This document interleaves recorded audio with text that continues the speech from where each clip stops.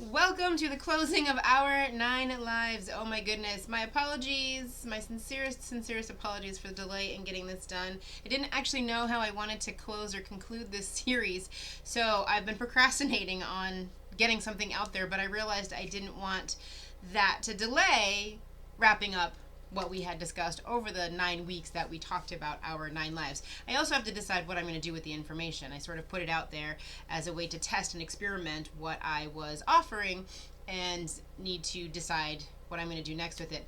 But I realized I didn't want the conversation to end here. I didn't want to just post on social media on all the different platforms this information and just kind of let it rest. So I am doing two things. One, I'm creating a community that is called Organize, Design, Transform. It is currently on Facebook. It's actually revamping my old Facebook group. It's been kind of lingering in the background, not really sure what I want to do with it.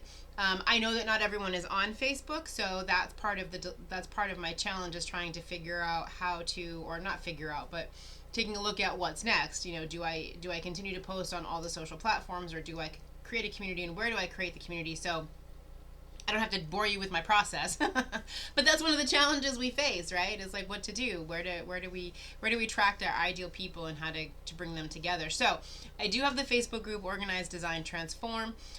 It is set up and ready to go. I also am going to be doing a workshop, or a pop-up event, so to speak. I'm going to be doing them at least, ideally once a month, or maybe once a quarter. That's the other thing I haven't quite decided. But the pop-up event is called Activate and Accelerate to Empower Your Vision. And this particular workshop is designed for those who want to set and achieve their goals.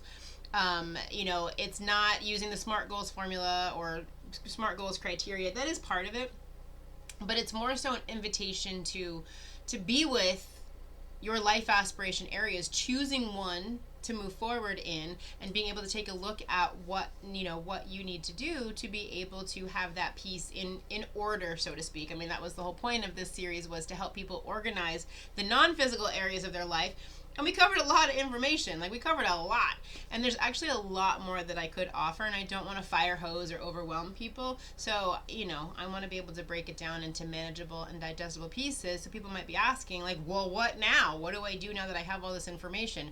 Well, you've either learned that your life is way out of balance and there's areas that need or want attention, or you're in pretty good shape. But I also know that life doesn't always stop and wait for us to catch up. So knowing that you need to check in with these different life aspiration areas, like every now and then I take a look at mine, and I decide where I'm at, what my level of satisfaction is, and whether or not it needs to change. Career, money, health, relationships, love and partnership, all of it. All of it is things that needs attention on a regular basis. And it's not a checklist. It's not like check, this is good, check, this is good.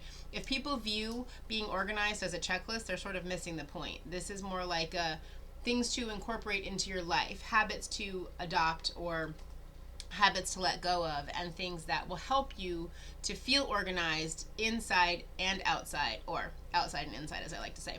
And so what I really want people to know is, and I've been saying this from the beginning, being organized, or organizing life, isn't about having things perfectly in place all the time, or at all. That's not necessarily practical for a lot of us.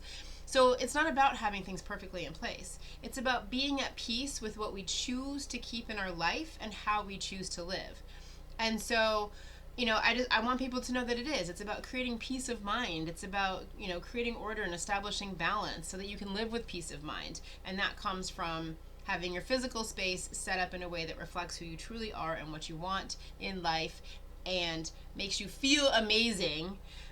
Not just how it looks, but makes you feel amazing. And also to be able to take a look at the life aspiration areas and clear out the clutter in those particular areas as well.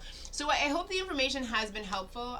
For now, I'm going to leave it up on the different social platforms as I decide what I want to do with it, and how to choose how I want to move forward.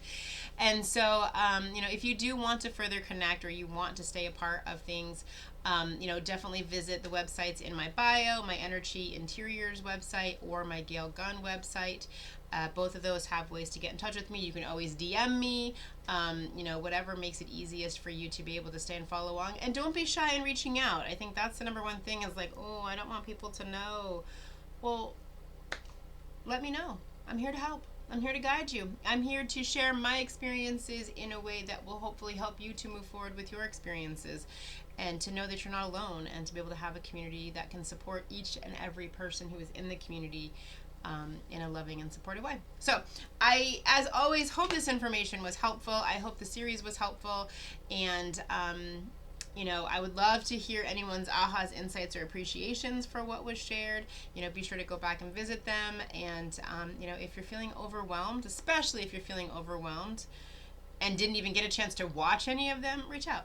Let's pick one. Let's pick the one that makes the most sense for you to move forward with, and go from there. So, thank you so much for watching. Thank you so much for joining, and I will see you all in the next video.